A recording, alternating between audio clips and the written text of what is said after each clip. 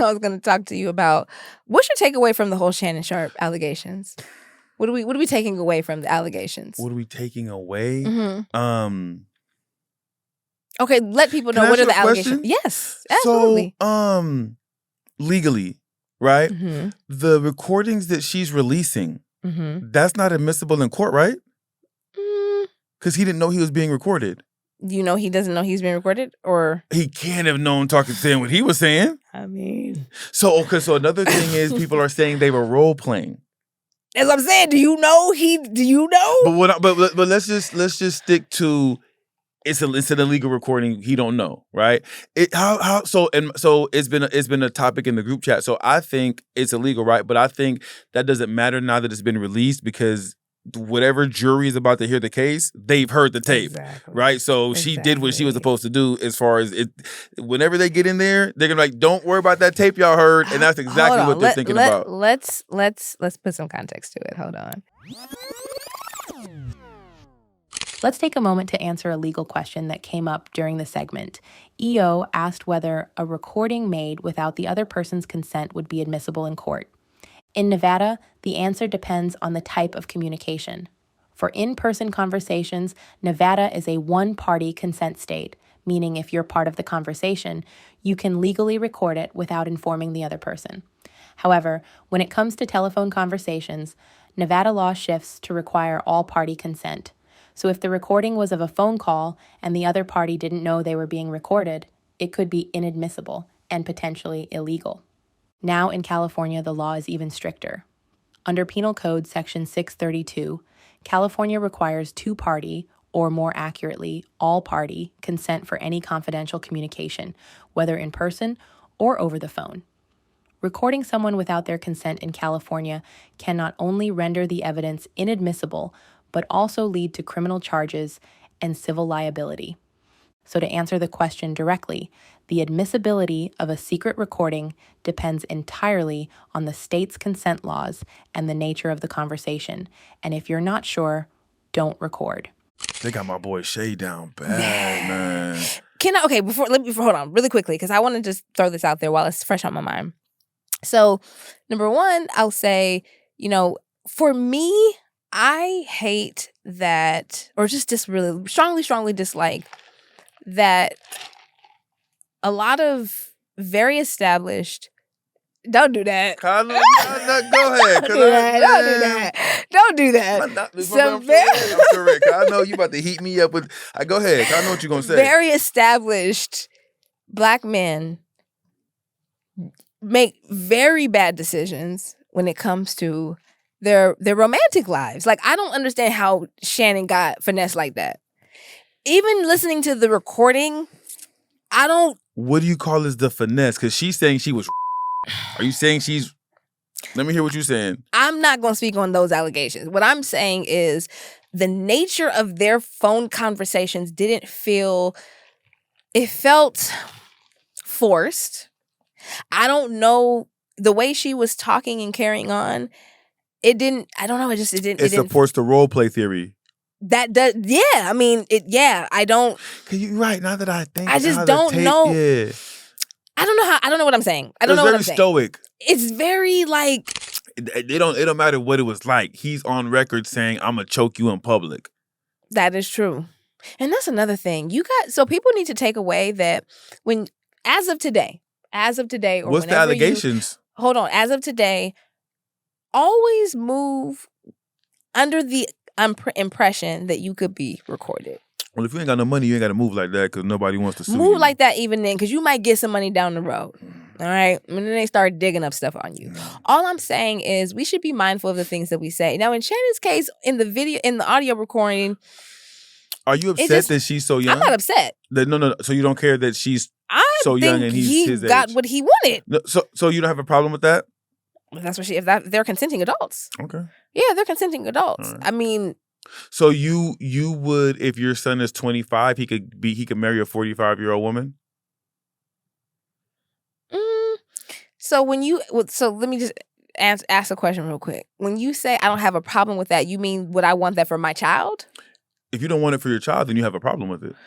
Well, I think that we live in a society where by and large, a lot of people believe in individuality and free choice. Like, you know, I don't necessarily think if somebody else wants to do that, I'm not mad at it. Like, I'm not tripping if that they're consenting adults. The age of majority is 18. So as long as you're over 18, if she wants it and he wants it, legally you can't do anything about it. Now, if you want to go morally, or if this person is taking advantage of this person, or there's undue influence and all of that, that's a different ethical kind of conversation that you would have. But legally, they're consenting adults. You know what I mean? And I mind my business. I mind the business that pays me. So let me ask you a question. When Yes. you say legally they're consenting adults, when they have states where the legal age is 16, you still is like, okay? I think 16 is a little young. I don't think that any 16-year-old really understands what they're doing. Like That's what I'm the saying, 'cause they can get married at 16 ramifications or something. Yeah, like, That's and you know, crazy. yeah, that is. And because I'm just saying, even 18, I feel like is still young. Baby.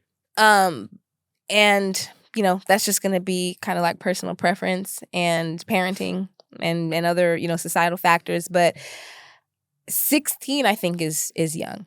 I don't know too many 16-year-olds that I would say like I trust. I don't know any. Yeah, I don't know any actually. I don't know any 16-year-olds that I'd be like, yeah, you could definitely make a decision today, and that decision would be, you know, a good decision.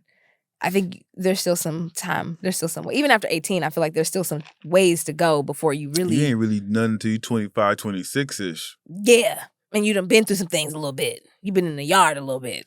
Been outside, running around. Yeah, running amok.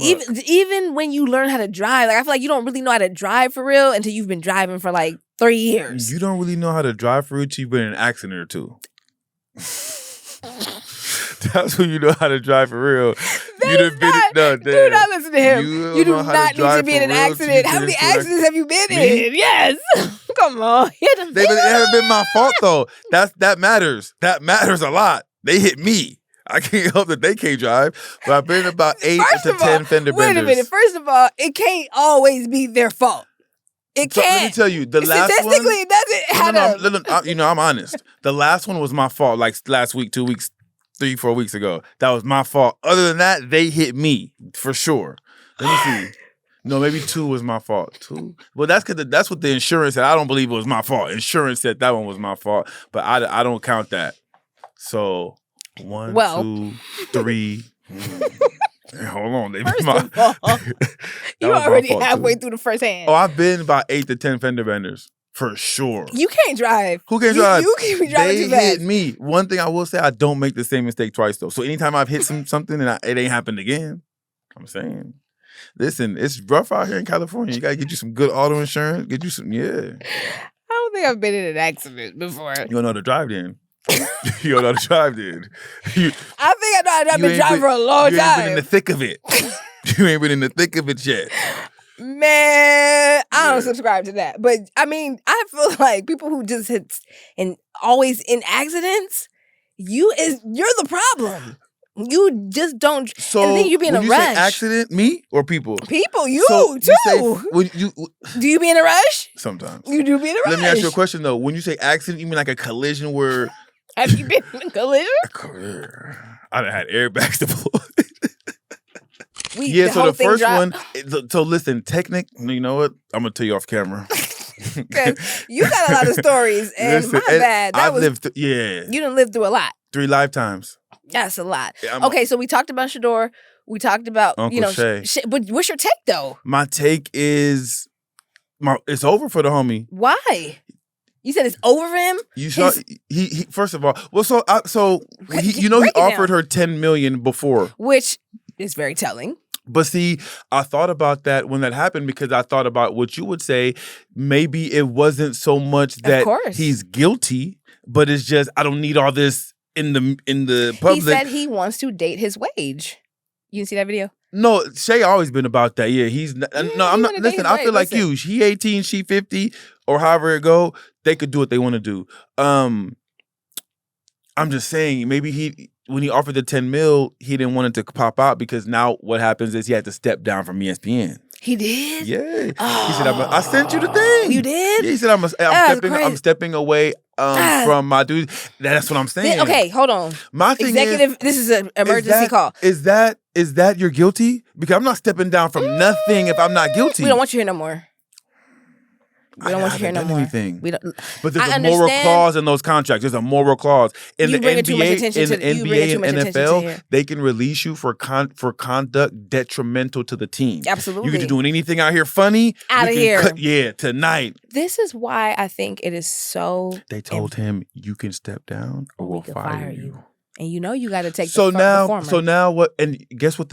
He got ESPN gave him I don't know how that works now, but his deal was $100 million. So hey, off of the young cooter. Off of the young cooter. Okay, this really hurts my head because my thing is, look, I get it. You don't. I don't get it. You don't. I don't. I don't get it. I know. But I will say that Black men, we need to and it's only Black men that this be happening to. All I want to say is we have to start making better decisions. I don't know her, and she may be a lovely young woman. She's a scoundrel. She may be a lovely young woman. She's a scoundrel. What's my camera, Drew? That one. Scoundrel. Go ahead. She may be a lovely young woman, and whatever he saw in her, he saw in her. What I'm saying is there are certain things you shouldn't be saying. If it's role play, I guess you shouldn't be saying it on the phone. If he settles, can he go back to ESPN, or that's between them. That's their contractual relationship. The thing is, if you had a business, what kind of business I got? You got a media company. Okay. Your employee is in the media for some not so pleasant things. What'd he do? Because it depends. I'm standing by my people. What'd he do? He a young woman. Those are allegations. You got stakeholders. Hold on. Well, first of all, let's call a meeting with the board members. Let's go. Right? What you talking about? Listen. Good morning. Good morning. They got my boy. They got our boy. They got him. He out on bail right now. They just released him. I just got the bail going. What are they saying he did? Allegedly, he someone at a nightclub last night. Don't look like that because we don't know what happened. But you know that Billy was just talking about pulling the $100 million fund that he was going to give us last week. I don't know what we're going to do. We need the money. So this is what we're going to do. We're going to put him on administrative paid leave till we sort this out. How much? Whatever his page is. Listen, we're not going to just abandon him because who's going to take his spot? Whoever. How does that work in the corporate world? Who's going to take his spot? Whoever else is behind him. Who's that? So you're telling me only Billy know how to do his job? Who is that? Boy, who? Well, listen. Who? Find somebody. Who? That's not how it works in corporate America. You messing up my story. You can't make me believe Billy the only one that know how to do it. There's a team of people who working on this project. No, you the business owner. Who? We're gonna put him on. Jane gonna step up. Jane's gonna step up. Okay. You ready? Listen. Put him on administrative leave, full paycheck, full benefits. For how long? Until the next wave of details come out. So we're gonna give him 2 weeks right now.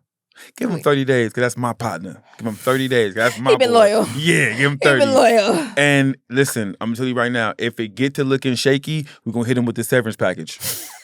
Immediately. And get him gone. I'm not mad at that. And we're gonna get him gone. I'm not mad at that. Because we ain't playing. But that's not how it goes in the boardroom. Yeah. And that's always been my thing, and I've always wondered that because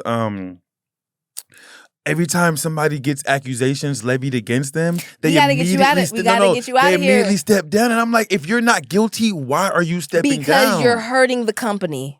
People don't want to come and patronize you.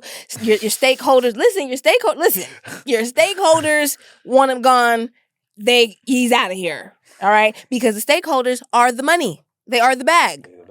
So if we say we don't, this is not a good look for us. We're about to be in Australia in 3 weeks. We can't have. So that's what I'm saying. So then knowing that your client has a job to go back to, if he settles, doesn't that make it look like he's doing what they said? They just came to an agreement for money-wise? You can think what you want to think, but there's nothing that's been disclosed.